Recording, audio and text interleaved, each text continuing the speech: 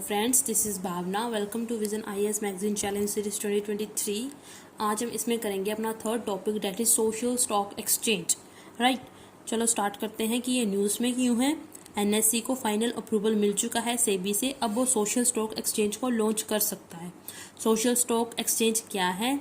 Social stock exchange में हमारे पास जो है, जो मान लो कि एनजीओस वगैरह हैं, चाहे वो प्रॉफिट ऑर्गेनाइजेशंस हो या नॉन प्रॉफिट इंटरप्राइजेज हो, ठीक है ना, सोशल इंटरप्राइजेज हो, वो अपने आप को सोशल स्टॉक एक्सचेंज में रजिस्टर करेंगी रेज करने के लिए फंड को, ठीक है ना। फंड को रेज करने के लिए अपने आप को रजिस्टर करेंगी कहाँ? सोशल स्टॉक एक्सचेंज में, ठीक है ना।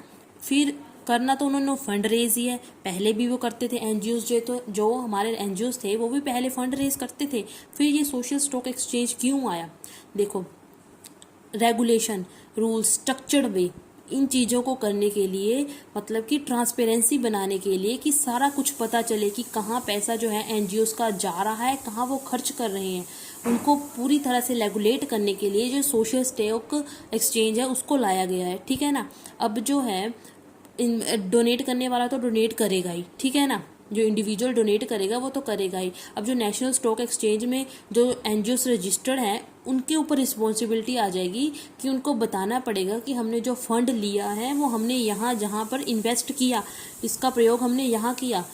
वो तो ऑब्वियस बात है कि ये एक तरह की डोनेशन ही है, होगी वो डोनेशन ही, ठीक है ना। कुछ जो ऑर्गेनाइजेशन है वो होगी जो कि प्रॉफिट अर्न करेंगी, लेकिन कुछ जो है विदाउट प्रॉफिट भी होंगी, ठीक है। एक तरह की डोनेशन ही है। यहाँ पर जो इन्वेस्टर है उसको जो है कोई प्रॉफिट नहीं होगा ज़्यादा, ठीक है ना।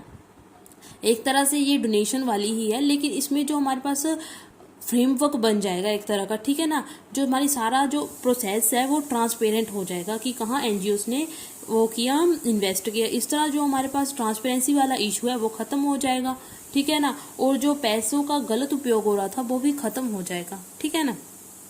यही है social stock exchange. It is a separate segment of the existing stock exchange. जो हमारा अपना जो अभी तक का स्टॉक एक्सचेंज है उसका ये एक अलग सेगमेंट है। That can help social enterprises, जो कि सोशल इंटरप्राइजेज मतलब कि एनजीओस वगैरह को मदद करेगा to raise the fund from public, कि वो फंड रेज करे पब्लिक से through the stock exchange mechanism, stock exchange mechanism के थ्रू, ठीक है ना, कि अपने आप को वहाँ पर रजिस्टर करवाकर, स्टॉक एक्सचेंज में रजिस्टर्ड करवाकर, ठीक है ना।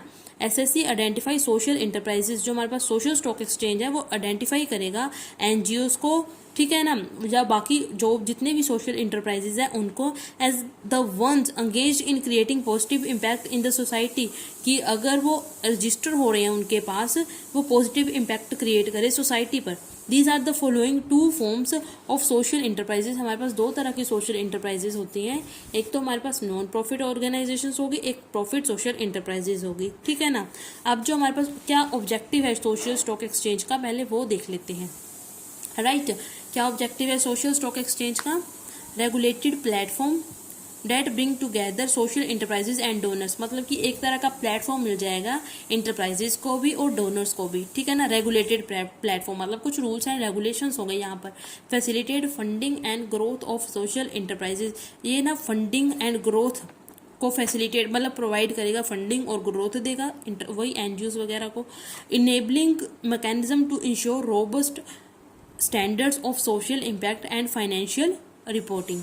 अब जो है, जो एनजीओस वगैरह जितने भी हमारे profit and non profit organisations हैं उनको रिपोर्टिंग भी देनी पड़ेगी साथ में, ठीक है ना।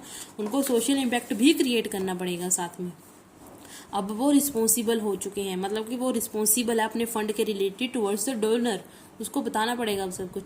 एलिजिबिलिटी कंडीशंस, ये कुछ एलिजिबिलिटी कंडीशंस हैं सोशल इंटरप्राइजेज जो कि सोशल स्टॉक एक्सचेंज में खुद को रजिस्टर करवाएंगी उनके लिए, ठीक है ना। Target population refer to underserved, यहाँ पे कुछ टारगेट पॉपुलेशन है वो उनको बताएगी कौन सी जो पॉपुलेशन है वो टारगेट पॉपुलेशन में आएगी। और the reasons which have recorded lower performance in the development priorities, मतलब कि जिनकी जो परफॉर्मेंस है डेवलपमेंट प्रायोरिटीज में बिल्कुल ही कम है, सेंट्रल और स्टेट गवर्नमेंट, ठीक है ना, of the central and state government, वो टारगेटेड पॉपुलेशन उनको कहा गया है। अब जो है हमारे पास इंटरप्राइजेज और organisation not eligible to be identified as a social stock exchange, मतलब सॉरी हमारे पास जो सोशल इंटरप्राइजेज में कौन सी जो ऑर्गेनाइजेशंस है वो एसएससी में अपने आप को रजिस्टर नहीं करवा सकती, corporate foundations, political religious organisation, professional trade association, infrastructure, housing company except affordable housing. ये कुछ पैरामीटर्स हैं एनपीओ और जो हमारे पास एफपीई है, ठीक है, उनके रिलेटेड। अब देखिए एनपीओ हमारे पास आ जाएगा नॉन प्रॉफिट ऑर्गेनाइजेशन, और ये है हमारे पास फॉर प्रॉफिट इंटरप्राइजेस। इनको required reporting, minimal annual reporting, जो हमारे पास नॉन प्रॉफिट ऑर्गेनाइजेशंस हैं इनको जो है रिपोर्टिंग देनी पड़ेगी, मिनिमम एनुअल रिपोर्टिंग तो इनको देनी पड़ेगी, इनको नहीं देनी पड़ेगी, ठीक है ना। उसके बाद है हमारे पास mechanism to raise funds, issuance of, कैसे फंड को रेज करेंगे, issuance of zero coupon zero principal instrument, zero coupon zero principal instrument को इशू करेंगे ये, ठीक है ना। Donation through mutual fund schemes, इन डोनेशन ले सकते हैं थ्रू म्यूचुअल फंड स्कीम से। Any other means that SEBI में स्पेसिफाई, कोई भी अदर तरीका जो सेबी जो है वो स्पेसिफाई करे फ्यूचर में बताएं, ठीक है ना। इशू ऑफ इक्विटी शेयर, ये कैसे अपना जो रेज है उसको करेंगे, फंड्स को रेज जो हमारे पास प्रॉफिट एंटरप्राइजेज हैं। Issue of equity share, equity share को इशू करके, इशू डेट इंस्ट्रूमेंट को इशू करके, एनी अदर मीन्स जो कि सेबी स्पेसिफाई करेगा फ्यूचर में, राइट। उसके बाद है हमारे पास गवर्निंग काउंसिल, जो सोशल स्टॉक एक्सचेंज है उसको कौन गवर्न करेगा, एक हमारे पास social stock exchange governing council होगी to have an oversight on its functioning, जो कि इनके फंक्शन पर ध्यान रखेगी।